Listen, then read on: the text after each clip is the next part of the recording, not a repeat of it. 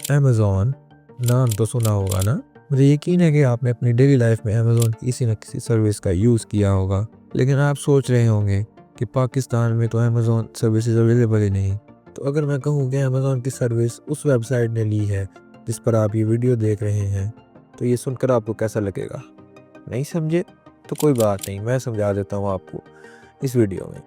इसी तरह की बहुत सी सर्विसेज हैं जो अमेज़न ऑफ़र करता है और हमें आइडिया भी नहीं। आइए जानते हैं कैसे अमेज़न दुनिया को रूल करती है।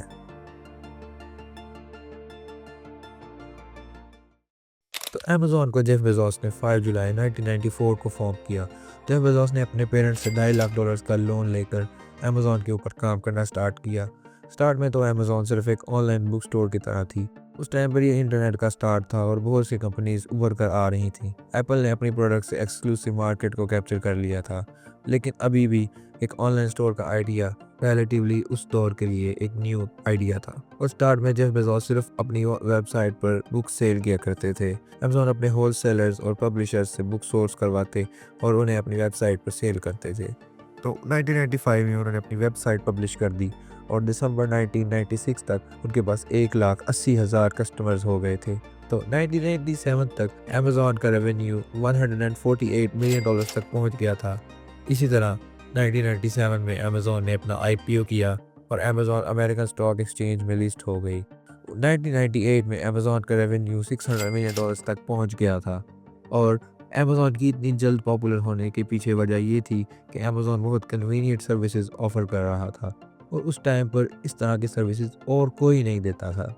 इसलिए 1998 में उन्होंने अपने बिजनेस को एक्सपैंड करने के लिए अपनी वेबसाइट पर म्यूज़िक और गेम्स बेचनी शुरू कर दी। या ईयर 2000 में अमेज़न ने अपनी अमेज़न मार्केट प्लेस लॉन्च की। अमेज़न ने सोचा कि कब तक मैं अपनी खुद की प्रोडक्ट्स बेचकर पैसे बनाऊंगा।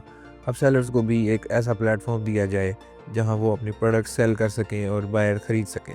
इसमें अमेज़न हर सेल पर अपना एक कमीशन चार्ज करता था, जो कि मुख्तलिफ प्रोडक्ट्स के लिए मुख्तलिफ हो सकता था। अमेज़न के कस्टमर्स इतने रैपिडली बढ़ रहे थे कि उनको डाटा को मैनेज करने के लिए इतनी मुश्किल पेश आ रही थी। फिर जेफ ने ऐसा फैसला किया जिसने अमेज़न को उस ट्रैक पर डाल दिया जो उसे दुनिया की वैल्यूएबल कंपनी बनने के लिए ज़रूरी था। जेफ ने सोचा कि अमेज़न क्यों ना अपनी एक डेटा फैसिलिटी बना ले। ऐसे उनको दूसरों पर रिलाय नहीं करना पड़ेगा और उनका डाटा उनकी सुपरविजन में रहेगा।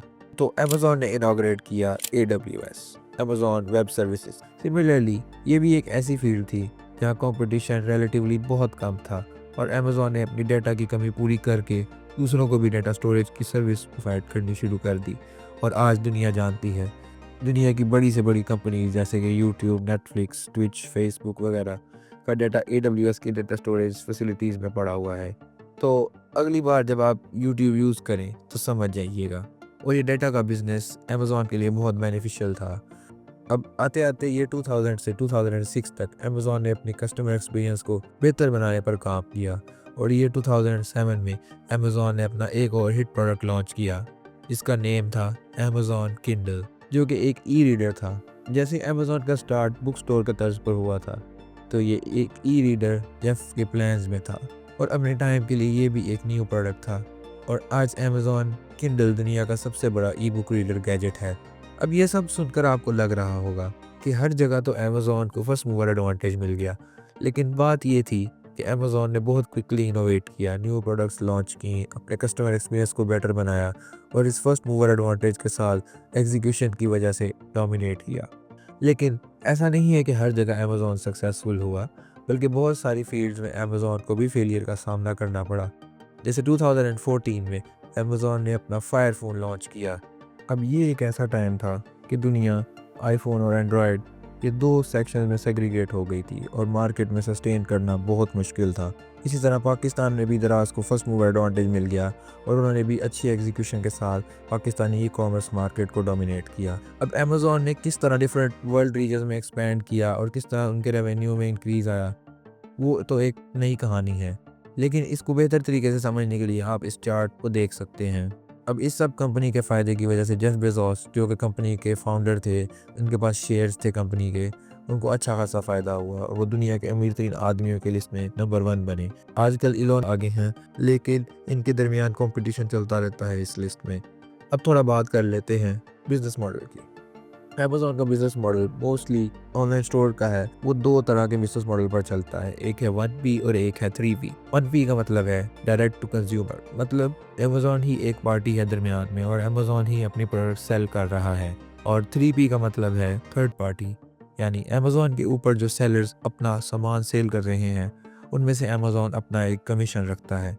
अमेज़न अपना मोस्टली प्रॉफिट 3P वाले मॉडल से बनाता है। और अगर हम अमेज़न के डिफरेंट रेवेन्यू सोर्सेज देखें कि अमेज़न अपने रेवेन्यू सोर्सेज कहाँ-कहाँ से कमाता है, तो वो ये हैं और वो कंप्लीट चार्ट है जिसमें अमेज़न के डिफरेंट रेवेन्यू सोर्सेज लिखे हुए हैं।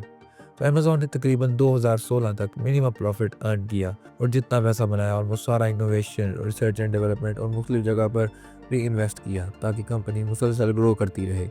इसी की वजह से अगले कई साल में अमेज़न ने बहुत बड़े-बड़े प्रॉफिट्स बुक किए।